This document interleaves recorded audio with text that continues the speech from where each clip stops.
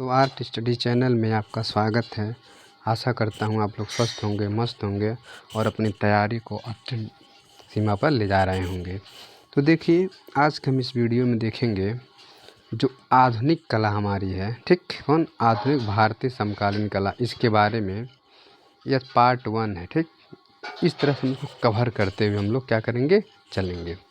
देखिए, आधुनिक भारतीय समकालीन जो कलाकार हैं, जो परीक्षाएं में जो है बहुत ज़्यादा यहाँ से प्रश्न उठाए जाते हैं। तो ये जो हमारा यूथ कंपटीशन से बुक से लिया गया प्रश्न है, जो विश्लेषण के साथ हम आपको सामने प्रस्तुत करेंगे। चलिए देखिए, देर ना करते हुए हम वीडियो को शुरू करते हैं। चलिए, तो पहला प्रश्न की हम शुरुआत करते हैं। कहाँ से? कह रहा अनुपम सुद, कह रहा है अनुपम सुद प्रसिद्ध है, किसके लिए प्रसिद्ध है? छाया चित्रकार के लिए, मूर्तिकार के लिए, छायाकार के लिए, इनमें से कोई नहीं। तो इसमें कह रहा है कि क्या आंसर हो जाएगा? छाया चित्रकार, ठीक, या चित्रकार के रूप में ये फेमस रहे थे। अब देखते हैं थोड़ा इनके बारे में, ध्यान दीजिए। कह रहा अनुपम सुद को भारत का प्रमुख छापा चित्रकार, ध्यान दीजिएगा, छापा चित्रकार, वहाँ पे मिस्टेक हो गया है, छापा चित्रकार होना चाहिए, छापा चित्रकार माना जाता है। अनुपम सुद का जन्म 1944 में पंजाब के होशियारपुर में हुआ था और इन्होंने 1972 ईस्वी में Slade School of Fine Art, University College London से प्रिंट मेकिंग का इन्होंने अध्ययन किया। जगमोहन चोपड़ा द्वारा स्थापित ग्राफिक कलाकारों का ग्रुप 8 में अनुपम सुद का सबसे कम उम्र में सदस्य थे। ग्रुप 8 जो 8 बना हुआ है, उसकी स्थापना 1967 ईस्वी में दिल्ली में हुई थी। और आगे क्या चीज़ है?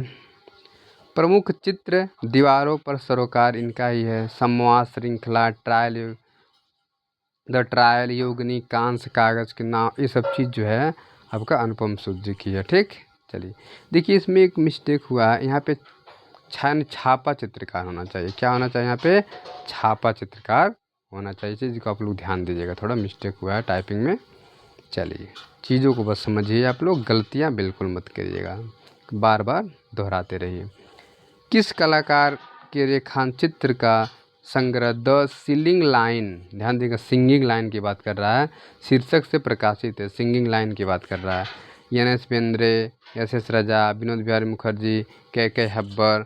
इसमें आपका जो आंसर हो जाएगा डी, क्या हो जाएगा? डी, के हेब्बर को माना जाता है। चलिए आगे देखते हैं इनके बारे में थोड़ा सा। कह रहा के हेब्बर का जन्म 1912 ईस्वी में कटेंगरी कर्नाटक में हुआ था। इनकी शिक्षा जे स्कूल ऑफ आर्ट मुंबई से प्राप्त किया और इनके गुरु श्री जाड थे। ध्यान दीजिएगा, इनके गुरु कौन थे? जाड जी थे। के हेब्बर ने अपने कलात्मक अनुभव को विकसित करने के लिए अजंता, एलोरा, कार्ले की गुफाओं को भी देखा और उनका अध्ययन भी किया।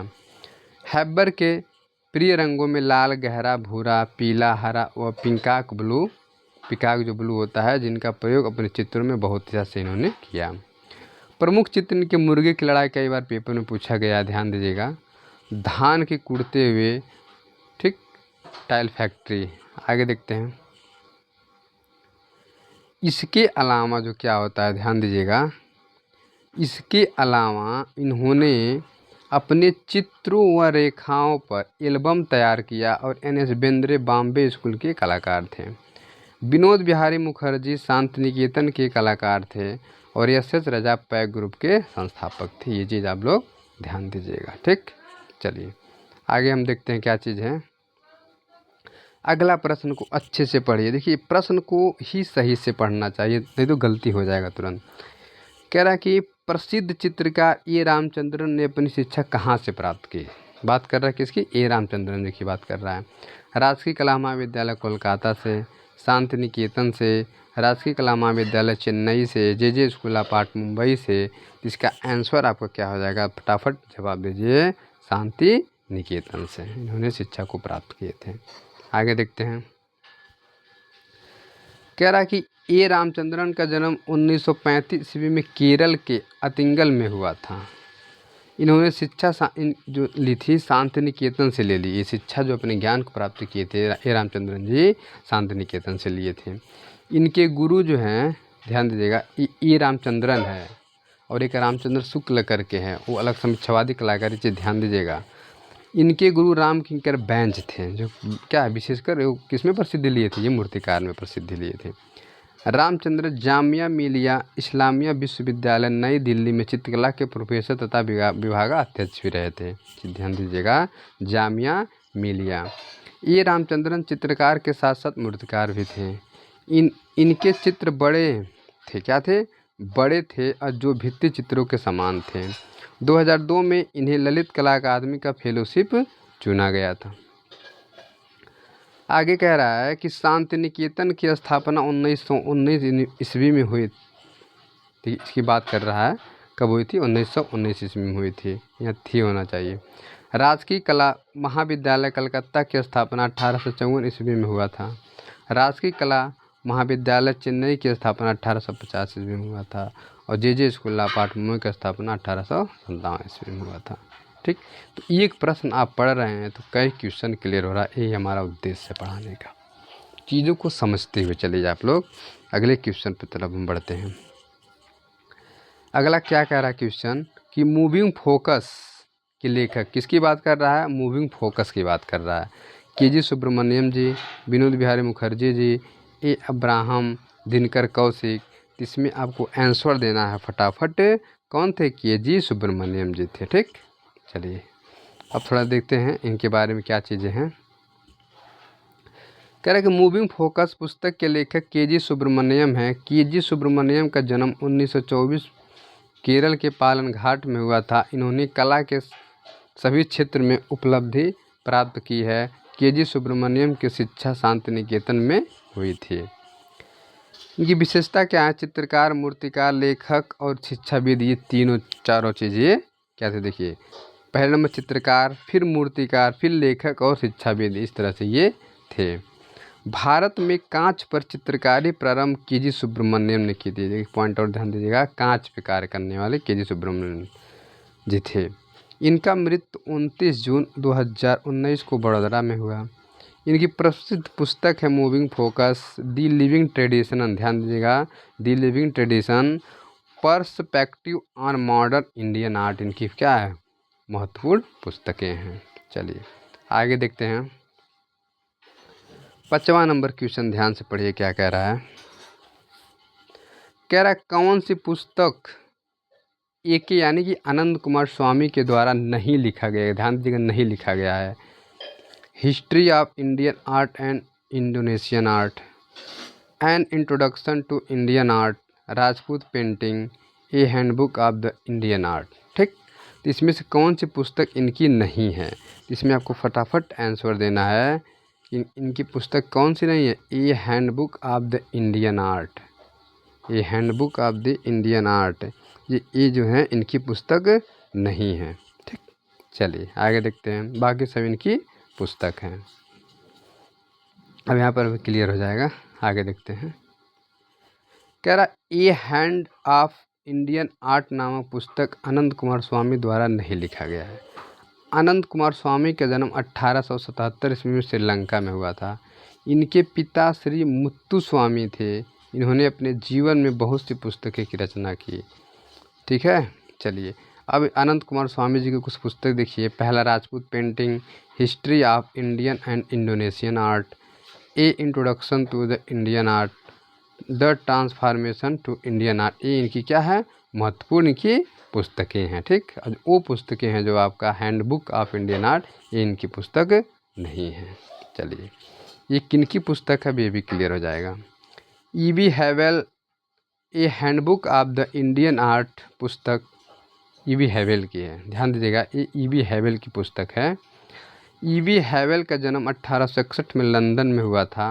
उन्होंने मद्रास विद्यालय का प्रथम प्राचार्य थे। मद्रास विद्यालय जो था वहाँ प्रथम प्राचार्य थे, कब, 1884 ईस्वी में। इसके बाद कलकत्ता में बने थे। इन्होंने बहुत सारी पुस्तकें की रचना की।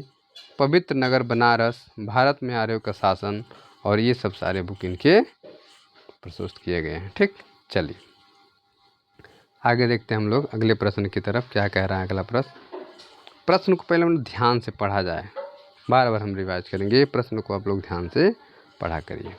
चलिए कह रहा इनमें से किस चित्रकार ने लास्ट सफर चित्र चित्रित किया था? AP Gajjar, A Ramachandran, MF Hussain, SS रजा। बातें कर रहा है लास्ट सफ़र। देखिए ये मतलब यूरोपियन कला भी मिलता है आपको ये चीज़ें, लेकिन अगर भारत में इस तरह से चित्र मतलब दिया जाए विकल्प में, तो इसमें से आपको किसको चयन करना है, ठीक, क्योंकि विदेशन का नाम पड़ा नहीं है इसमें।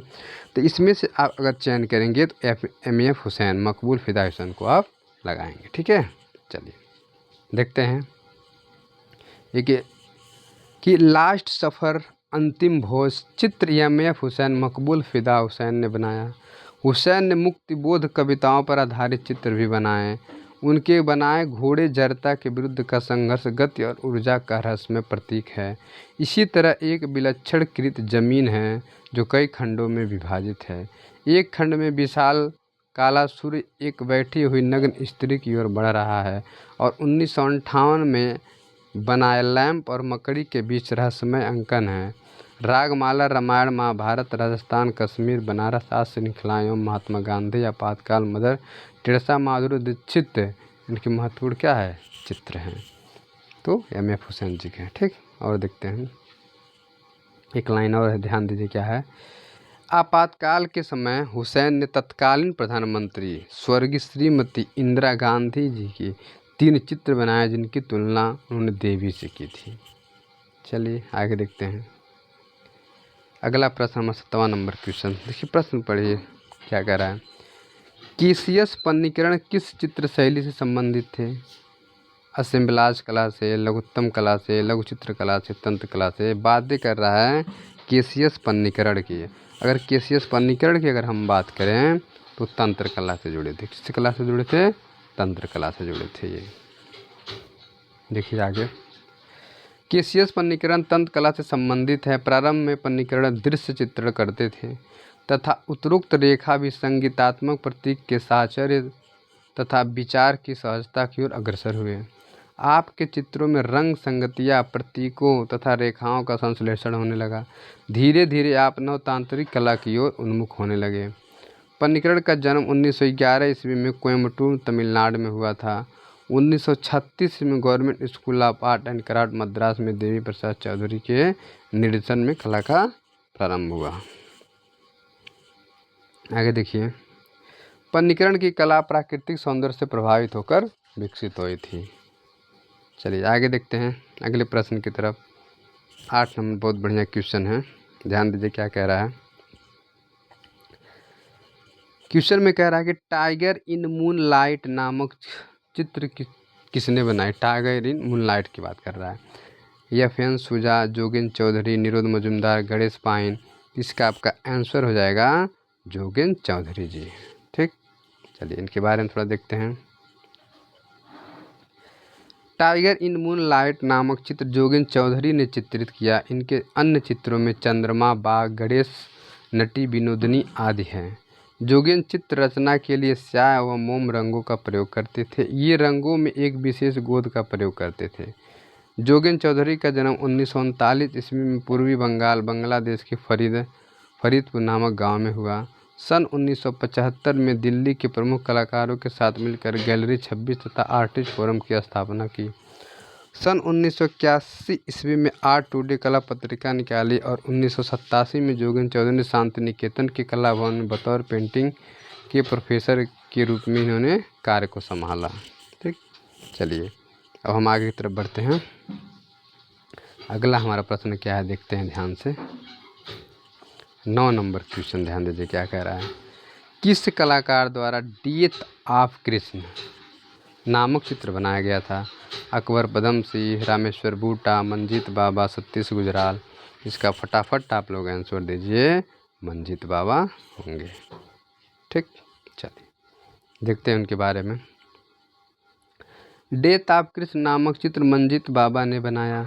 मंजीत बाबा रंग चयन में दक्ष थे तथा उत्साह एवं गहनता से रंग को क्या चुनते थे। ये रंग बसौली शैली के समान अनुपम है। पूरक रंगों को अधिक महत्वपूर्ण देते थे, यथा पीले, बैगनी, नारंगी और नीले रंग को इन्होंने महत्व दिया। मंजीत बाबा बसौली शैली से प्रभावित होते हुए भी उससे भिन्न आपके चित्रों में आकर हवा में तैरते हुए प्रतीक होते हैं। दूसरी ओर बसौली शैली के सादृश्य मंजीत बाबा का प्रिय विषय कृष्ण और गोपियाँ रही है। Krishna and the dancing crown में रूपकारों की सरल संरचना तथा रंगों के विशाल पुंज का प्रयोग। मंजीत बाबा का जन्म 1941 में पंजाब में हुआ था। चलिए अगले प्रश्न की तरफ हम बढ़ते हैं। फिर ये कई चीज़ आपका एकदम क्लियर होता चला जाएगा। ठीक, क्या कह रहा है 10 नंबर क्वेश्चन, ध्यान से पढ़िए कि 36 गुजराल एक थे। बात ध्यान दीजिएगा, 36 गुजराल एक क्या थे? छापाकार, रेखाकार, दृश्य चित्रकार, वास्तु चित्रकार। तो क्या थे? आपको सही से आंसर देना है। ये दृश्य चित्रकार थे। क्या थे? दृश्य चित्रकार थे। फिर क्या? 36 चंद, ठीक, दृश्य चित्रकार हैं। 36 का कहना है कि मुझे प्रकृति में जो कुछ अच्छा लगता है मैं उसी को चित्रित करता हूँ, किंतु प्रकृति को देखने का मेरा अपना दृष्टिकोण है। सतीश चंद्र का जन्म 1941 ईस्वी में हुआ और इनकी कला शिक्षा राजकीय कला एवं शिल्प महाविद्यालय लखनऊ में हुई थी। चलिए आगे देखते हैं। अगला प्रश्न हमारा क्या है? 11 नंबर क्वेश्चन, ध्यान से पढ़िए। कह रहा एक अकादमी शैली के कलाकार है कौन? शैलेंद्रनाथ डे, ललित मोहन सेन, चितिननाथ मजूमदार, असित कुमार हलदार। तो इसमें आपको फटाफट आंसर देना। 11 का क्या हो जाएगा? तो इसमें का आपका आंसर हो जाएगा, एक सेकेंड, तो इसमें आपका आंसर हो जाएगा ललित मोहन सेन। ठीक, चलिए आगे देखते हैं हम लोग। क्या ललित मोहन सेन अकादमी शैली के कलाकार थे। इनकी कला पर प्रभाववादी अकादमिक शैली का प्रभाव पड़ा। ललित मोहन सेन का जन्म 1898 में शांतिपुर नदिया, पश्चिम बंगाल तथा मृत्यु 1954 ईस्वी में कला शिक्षा लखनऊ कला विद्यालय से ली। ठीक, इनका मृत्यु भी दिया है और शिक्षा कहाँ से लिए थे? लखनऊ से लिए थे। ठीक, आगे देखते हैं। चलिए 12 नंबर क्वेश्चन, ध्यान से पढ़िए क्या कह रहा है। कह रहा एक अच्छे वास्तुकार चित्रकार की बात है। एक अच्छे वास तकनीक तो जान ही रहे हैं आप लोग। सुखबीर सिंह सिंघल, मोहम्मद हनीफ, यश श्रीखंडे, मदन लाल गुप्त। तो अगर वास की बात करेंगे तो सुखबीर सिंह सिंघल थे। कौन? सुखबीर सिंह सिंघल थे। देखते हैं आगे। वास चित्रकार सुखबीर सिंह सिंघल है। वास चित्र शैली में जहां बंगाल में अधिकतर पारंपरिक विषयों पर चित्रण हुए, उत्तर प्रदेश के कलाकारों ने नवीन विषयों की ओर रूप सृजन कर इस शैली का नवीन और असीमित प्रयोग किए। स्वतंत्रता पूर्व 1925 ईस्वी में जब असित कुमार हलदार लखनऊ कला विद्यालय के प्राचार्य बने तब ही वास चित्र शैली की नींव पड़ गई और उनके शिष्य बद्रीनाथ आर्य और सुखबीर सिंह सिंघल ने इस वास शैली का इतना विकास किया कि आज उनके चित्र उत्तर प्रदेश चित्रकला का प्रतिनिधित्व करती है। ध्यान दीजिए कितना बढ़िया ये था। ठीक, चलिए जो कलाकार थे सुखबीर सिंघल वास शैली के थे, उनके बारे में था ये चीज़। चलिए आगे देखते हैं हम लोग अगले प्रश्न की तरफ। अगला प्रश्न क्या कह रहा है? ध्यान दीजिए, एक सेकंड। 13 नंबर क्वेश्चन कह रहा है कि बिंदु विषय संबंधित। किसकी बात कर रहा है? बिंदु विषय की। जहांगीर साहब वाला, एम.एफ. हुसैन, एफ.एन. शुजा, सैयद हैदर रजा। तो इसमें आपका आंसर हो जाएगा सैयद हैदर रजा जी। ठीक, चलिए आगे देखते हैं। बिंदुवादी कलाकार एस.एस. रजा, सैयद हैदर रजा 1922 से 2016 ईस्वी रजा के हिंदू प्रतीक अद्वितीय ऊर्जा के स्रोत हैं। रजा का जन्म 1922 ईस्वी में बवेरिया मध्य प्रदेश में हुआ था। 1947 ईस्वी में आरा और सूजा के साथ मिलकर प्रोग्रेसिव आर्टिस्ट ग्रुप की स्थापना मुंबई में की। रजा की कलाकृतियाँ दृश्य चित्र से प्रेरित थी और सौराष्ट्र प्रसिद्ध पेंटिंग रजा ने ही बनाया था। सौराष्ट्र वाला बहुत बार पूछा, बहुत महंगा इनका बिका था सौराष्ट्र का। 3 कुछ करोड़ रुपए में बिका था सौराष्ट्र। ध्यान दीजिएगा, एक चित्र इनका इतने रेट में बिका था। चलिए 14 नंबर देखते हैं। कह रहा निम्नलिखित में से किस चित्रकार ने महिषासुर चित्र श्रृंखला, ध्यान दीजिएगा, महिषासुर चित्र श्रृंखला चित्रित किया है? मकबूल फिदा हुसैन, तैयब मेहता, जतिन दास, गणेश फाइन। तो इसमें आपका आंसर डायरेक्टली सही अगर देखा जाए तो कौन सा सही होगा, फटाफट इसका आपको आंसर देना है तैयब मेहता। किसकी बात कर रहा है, महिषासुर चित्र श्रृंखला। ठीक, तो ये हो जाएंगे तैयब मेहता जी। कौन हो जाएंगे, तैयब मेहता जी हो जाएंगे। तो देखते हैं, ध्यान से देखिए, महिषासुर चित्र श्रृंखला तैयब मेहता ने बनाई थी। कौन बनाए थे, तैयब मेहता जी ने बनाए थे। यह श्रृंखला मुंबई में सुदबी की पहली नीलामी में bounce lens India 29 lakh dollar में ये बिकी थी। इस चीज़ को आप लोग ध्यान दीजिएगा। एक सेकेंड थोड़ा रुक जाइए, बता रहे। चलिए, तैयब मेहता की पेंटिंग गेस्चर 3.1 करोड़ बोली लगाकर 2005 में ओशियाना की नीलामी में रंजित मलकानी ने खरीदा था। गेस्चर काली नामक पेंटिंग तैयब मेहता ने बनाई थी। तैयब मेहता को भारत सरकार द्वारा 2001 में पद्म भूषण पुरस्कार मिला। इनका जन्म 26 जुलाई 1925 ईस्वी गुजरात के कपाड़बंद नामक गांव में हुआ था। ठीक, इनका तैयब मेहता जी का। आगे देखते हैं अगला प्रश्न क्या कह रहा है, ध्यान दीजिए। 15 नंबर क्वेश्चन। 15 नंबर क्वेश्चन देखिए, कुडाल नामक फिल्म को किसने बनाया था? विवान सुंदरम, एफएन हुसैन, अनीस कपूर, तैयब मेहता। तो इसका आपका आंसर हो जाएगा तैयब मेहता। ठीक, चलिए आगे देखते हैं। तैयब मेहता ने कुदाल नामक फिल्म 1970 ईस्वी में बनाई। 1971 ईस्वी में इनकी फिल्म कुडाल के लिए फिल्म फेयर पुरस्कार भी मिला। 2002 में इनकी पेंटिंग सेलिब्रेशन क्रिस्टी की नीलामी में लगभग 1.5 करोड़ रुपए में बिकी। उस समय किसी भारतीय चित्रकला की सबसे महंगी पेंटिंग थी ये। संथाल का बसंत उत्सव तैयब मेहता का प्रसिद्ध चित्र है। इनका अन्य प्रसिद्ध चित्र द ट्रेडर्स बुल है। और आगे देख लेते हैं क्या चीज़ और है। पेरिस व लंदन से लौटने के बाद इनका प्रसिद्ध महत्वपूर्ण चित्र तथा ब्लॉक्ड एनर्जी श्रृंखला का प्रथम चित्र है। और इस श्रृंखला का दूसरा महत्वपूर्ण चित्र रिक्शा खींचने वाला है। ठीक, तो कोई भी प्रश्न आपसे पूछे आप फटाफट आप आंसर को देते चलिए। 16 नंबर क्वेश्चन देखिए क्या कह रहा है। हरियल लाल मेड़ किस क्षेत्र से संबंधित थे? कविता से, रंगमंच से, वास से, चित्रल से या मूर्ति चित्रकला से? तो बात कर रहा हरियल लाल मेड़। हरियल लाल मेड़ क्या थे? ये वास चित्रकार थे। ठीक, चलिए आगे देखते हैं इनके बारे में। हरियल लाल मेड़ वास शैली जनसाधारण अभिव्यक्त करने वाले चित्रकार थे। उत्तर प्रदेश के कलाकारों ने वास चित्र शैली में नवीन विषयों और रूपों का सृजन कर इस शैली में नवीन और अनियमित प्रयोग किए हैं। राज्य में 1911 में लखनऊ में कला एवं शिल्प महाविद्यालय की स्थापना के साथ 20वीं सदी के प्रारंभ में आधुनिक चित्रकला का क्रमिक विकास हुआ। असित कुमार हालदार 1925 ईस्वी में बंगाल स्कूल से लखनऊ आए और यहाँ पर लखनऊ आर्ट के प्राचार्य बने। आगे देखते हैं। लखनऊ कला विद्यालय के प्रधानाचार्य हरियल लाल मेड़ ने अपनी दैनिक दिनचर्या पर आधारित दृश्य चित्र, साहिब चित्र तथा वास चित्र शैली में मेघदूत जैसे चित्रों के कारण क्या है महत्वपूर्ण सफलता की प्राप्ति इन्होंने की है। चलिए आगे देखते हैं अगला हमारा क्या है, ध्यान दीजिए। 17 नंबर क्वेश्चन। 17 नंबर क्वेश्चन ध्यान से पढ़िए क्या कह रहा है। क्या निम्न में से समीक्षावादी कला समूह से जुड़ा है? किससे? समीक्षावादी कला की बात कर रहा है। राम कुमार जी, एम.एफ. हुसैन जी, कृष्ण रेड्डी जी, रामचंद्र शुक्ल। तो बात करेंगे हम रामचंद्र शुक्ल जी। ठीक, चलिए आगे देखते हैं। समीक्षावादी रामचंद्र शुक्ल हैं।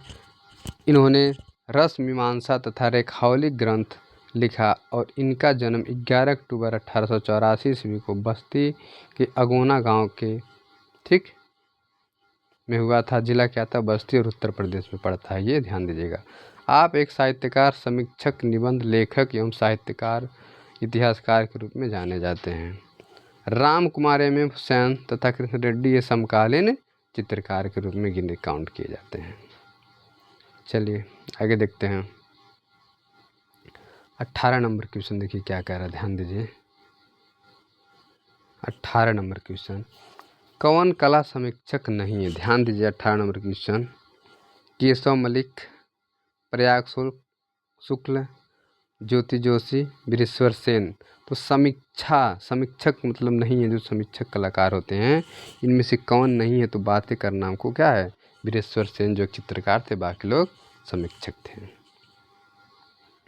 अगला देखते हैं, चलिए इनके बारे में। केशव मलिक प्रयाग शुक्ल तथा ज्योतिष जोशी कला समीक्षक हैं, जबकि वीरेश्वर सेन दृश्य चित्रकार हैं। वीरेश्वर सेन का जन्म 15 नवंबर 1897 ईस्वी में कोलकाता में हुआ था। इन्होंने Indian society of oriental art Calcutta से कला शिक्षा की प्राप्ति की। इनके गुरु अवनींद्रनाथ ठाकुर और नंदलाल बसु थे। वीरेश्वर सेन का चित्रण माध्यम पेस्टल, जल रंग, टेम्परा वाश पद्धति थी। चलिए आगे देखते हैं। 19 नंबर क्वेश्चन, ध्यान दीजिए क्या कह रहा है, फटाफट पढ़िए उसको।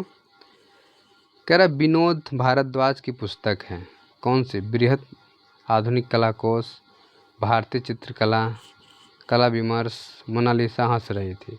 तो विनोद भारद्वाज की पुस्तक की बात कर रहा है। तो विनोद भारद्वाज की पुस्तक की अगर बात करें तो बृहद आधुनिक कला कोश था इनका पुस्तक। ठीक, चलिए आगे देखते हैं। विनोद भारद्वाज की पुस्तक बृहद आधुनिक कला कोश है, वाणी प्रकाशन की एक बहुचर्चित पुस्तक है ये। सेम्पुकू का वज्र शर्मा द्वारा किया गया अंग्रेजी अनुवाद हार्पर कॉलिंस से छपा, जहां से इस साल के अंत में सच्चा झूठा का अंग्रेजी अनुवाद भी आ रहा है। विनोद भारद्वाज ने कला संबंधित कुछ प्रयोग धर्मों फिल्मों का निर्देशन भी किया। ये फिल्म अमेरिका की प्रसिद्ध अलेक्जेंडर स्ट्रीट प्रेस द्वारा ऑनलाइन वितरण अनुबंधन है। इनका जन्म 1948 ईस्वी में लखनऊ में हुआ था।